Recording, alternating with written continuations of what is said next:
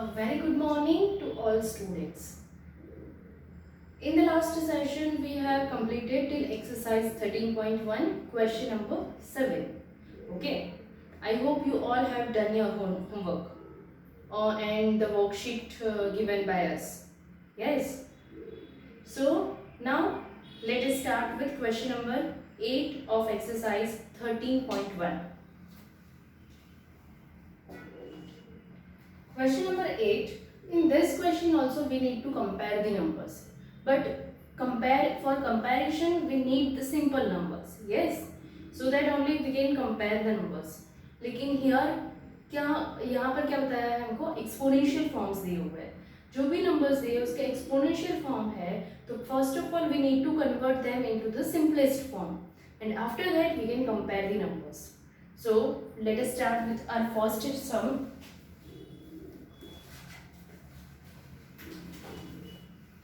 2.7 into 10 raised to 12 and 1.5 into 10 raised to 8.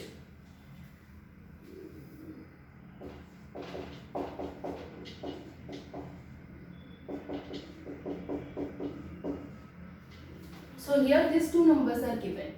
First of all, while comparing the numbers, we need to see the exponential notation, exponential form, what is the power given over here, that also we need to observe. So by observing these powers, we can directly say that 10 raised to 12 is the greater number. Yes, but if you are not getting an idea from this number, then you can convert this into the simplest form. Simplest form it means 2.7 है 10 raised to 12 है, तो मतलब 10 का कितना power हुआ 12 power, मतलब 10 के पीछे हमको यहाँ पर 12 जीरोस लगाने पड़ेंगे. 12 जीरोस लगाने हैं लेकिन एक जीरो कम करेंगे. क्यों कम? बिकॉज मैं यहाँ से डेसिमल रिमूव कर रही हूँ. So here it will be 27 and then 11 zeros. Okay. Same way like for this number 15 and 7 zeros.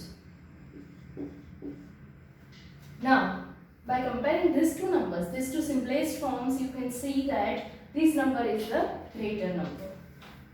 So 2.7 into 10 raised to 12 is greater than 1.5 into 10 raised to 8. In this question only second sum is also given, so that is for your homework. Homework में solve करोगे. After that, now for exercise 13.2, we need to see the laws of exponent. We need to understand that very properly. Laws of exponents. अब इसमें कौन से laws है, किस तरह से हमको यूज करना है. So everybody pay attention here. बहुत ही अच्छे से समझ लेना तो ही आपको 13.2 के सम समझ में आएंगे. Clear? So here first of all I am starting with first number a raised to m multiply a raised to n. मतलब यहाँ पर मैं क्या बताना चाह रही हूँ, a यहाँ पर जो है वो वेरिएबल है और m और n दोनों पावर्स है. वेरिएबल की जगह पर कोई भी नंबर्स भी हो सकते हैं. तो a raised to m multiply a raised to n मतलब क्या है यहाँ पर कि जब भी आपके पास नंबर्स सेम है लेकिन पावर्स डिफरेंट है. नंबर्स सेम है मतलब बेस सेम है लेकिन पावर्स डिफरेंट है और बीच में मल्टीप्लिकेशन है. Numbers are same, base are same, powers are different and here it is multiplication. तब आप क्या करोगे, पावर्स का एडिशन करोगे. पावर्स का addition a raised to m plus n, a raised to m plus n. यहाँ पर ये फॉर्म है. हम अब एक एग्जांपल लेके समझते हैं. For example the given is 3 raised to 5 multiply 3 raised to 2. अब इसको सॉल्व करना है तो कैसे सॉल्व करेंगे. यहाँ पर आप देख सकते हो बेस सेम है दोनों, पावर्स क्या है डिफरेंट है लेकिन बीच में क्या है मल्टीप्लिकेशन है. तो मल्टीप्लिकेशन वाला जो भी होता है तब हम क्या करते हैं पावर्स का addition. 5 plus 2 and 5 plus 2 is 7. So here the answer you are getting is 3 raised to 7. Okay. A raised to m multiply a raised to n is equal to a raised to m plus n. जब भी multiplication होता है तब भी हम addition करते हैं.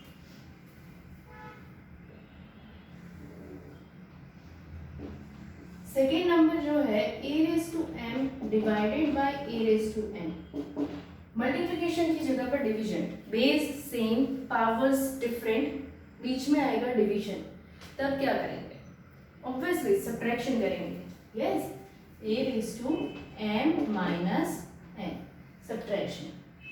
Same example लेते हैं हम, 3/5 divided by 3/2, so 3/5 minus 2, 5 minus 2 is 3/3। तो यहाँ पर हमको क्या मिल रहा है? 3/5 minus 2 is 3/3, so that is a⁻m minus n। जब भी बेस सेम पावर्स डिफरेंट, बीच में मल्टीप्लिकेशन तब एडिशन और बीच में डिवीजन तब subtraction. Okay, let us take the third law. Third law हमारा है वो है a⁻m raised to n। मतलब यहाँ पर बेस एक है लेकिन उसकी पावर्स 2 है, पावर का भी पावर है, होल पावर, तब क्या करेंगे? तब पावर्स का क्या होगा? मल्टीप्लिकेशन होगा। So here it will be a⁻m multiply n।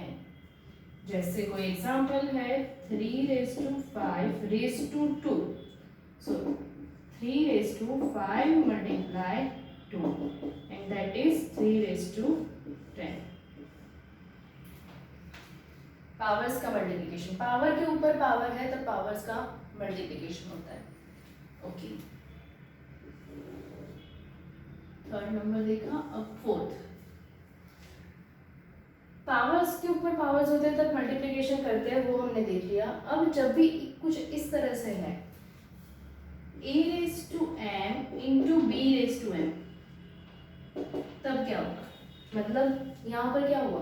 Base change हो गए, पावर्स सेम रहे। बेस चेंज है मतलब बेस डिफरेंट है, पावर्स सेम है, तब हम क्या करेंगे?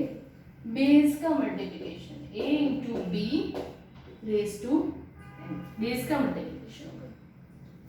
For example 3/5 into 2/5, so this will be 3 into 2/5, that is 6/5।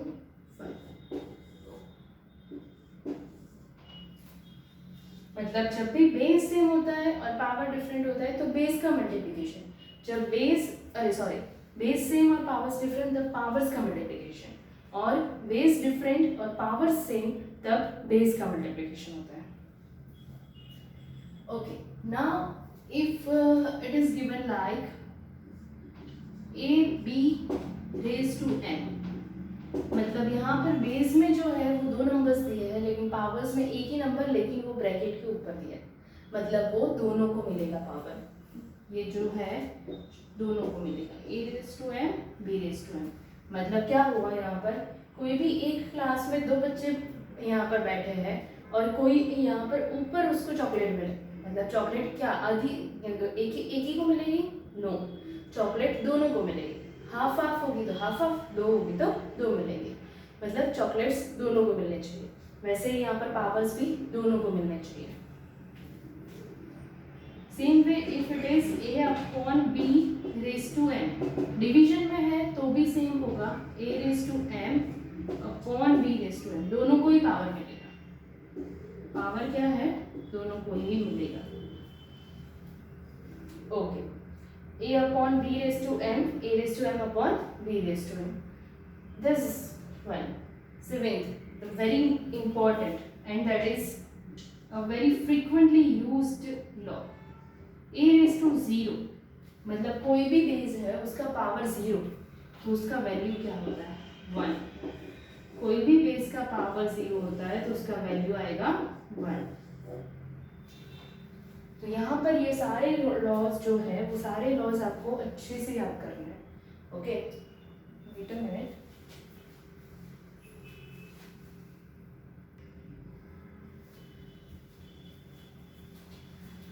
सो बच्चों, हमने यहाँ पर कितने लॉज देखे? 7 लॉज आ गए, और ये सारे लॉज हैं वो रिवर्सिबल भी है। रिवर्सिबल का मतलब क्या है कि जैसे मैंने यहाँ पर सीधा बताया वैसे अगर सीधा फॉर्म दिया है तो हम उल्टा भी कर सकते हैं। ओके, ऑलमोस्ट ये सब में नहीं बनेगा, लेकिन ये दोनों में मोस्ट पॉसिबल है कि यहाँ पर जब भी ऐसे दिया है a/m b/m, तब आपको उल्टा भी करना पड़ सकता है ab/m, या फिर इस तरह से दिया है तब भी आपको उल्टा करना पड़ सकता है। तो ये सारे लॉज जो है वो बहुत ही इम्पॉर्टेंट लॉज है, और उसके बेस पे हमारी पूरी एक्सरसाइज 13.2।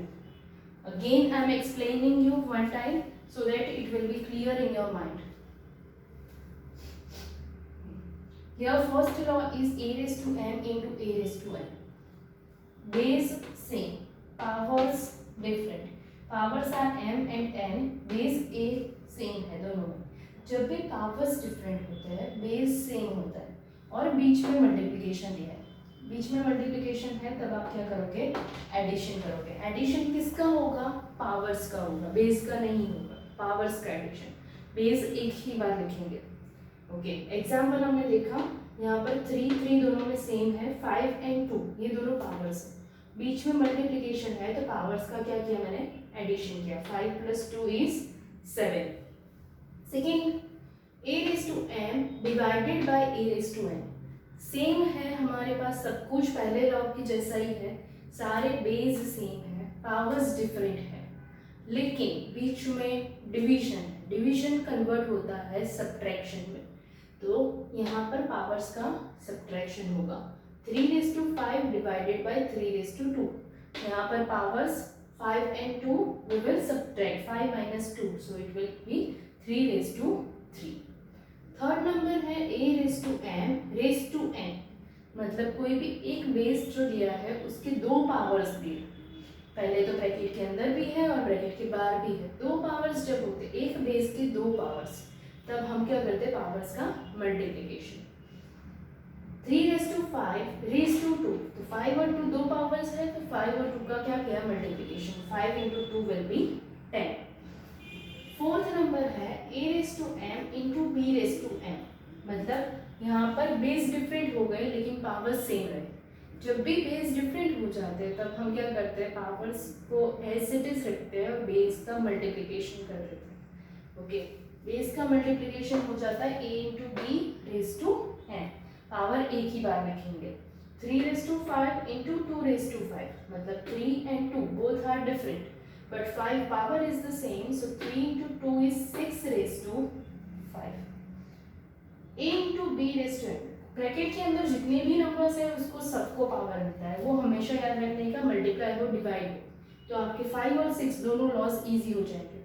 ब्रैकेट के अंदर जितने भी नंबर्स होते हैं वो सबको ही ब्रैकेट के बाहर वाला पावर मिलता है, तो वो यहाँ पर मैंने m को डिवाइड कर दिया, m a को भी दिया है और m b को भी दिया, मल्टीप्लिकेशन में भी किया, डिवीजन में भी। And the last one is a/0 = 1, मतलब कोई भी number, for example 5/0 that is 1, 6/0 1, 100/0 that is also 1, मतलब any number with the power 0 will be 1। कोई भी नंबर है उसका पावर 0 हो जाएगा तो वो नंबर की वैल्यू क्या हो जाएगी, 1। Clear everyone with the laws of the exponents. Laws एक बार सीख लिए, उसके बाद हम एक्सरसाइज 13.2 स्टार्ट कर रहे हैं।